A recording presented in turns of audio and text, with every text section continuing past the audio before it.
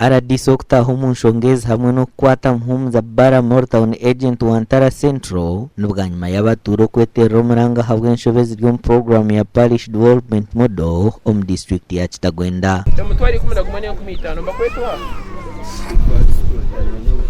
Evaristo Tananura bakampa miliyoni shokano banza bateka ekituga baka miliyoni kateka ekituga shemitwara 20 omu rukiko abatura borekera okwetombwitwa kwabo ko bataganyirwe mu sente za Parish Development Model ahabwa oburubwenguzi ino kusemerwa kuhango ahagortayerwa RDC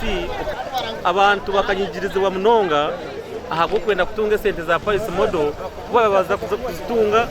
babanza bakwiye mitwaro 20 bikiriza ngo sente zabo nizagarwayo imitwaro 20 baza kuzigarwa zeni government ubone kutambura kurungi yankeze kisani nendanga muntu ati enanka rain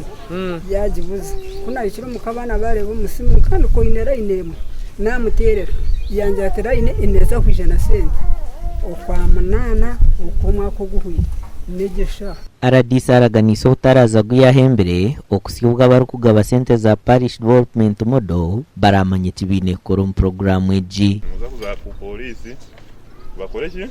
babeho statement kugira ngo nikese abantu bari makubashashura sente zanyu baze mu koti abakala batwire sente kare inabo twire mu koti kandi nabo turi kuzokwataniza kore zo kubatwara mu koti mu waragiye ogubara mu sente yine sente zibine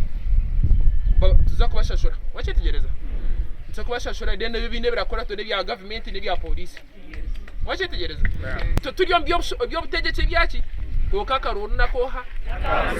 akoha gata kuchura amakuraga gashakwa Anthony Atwine.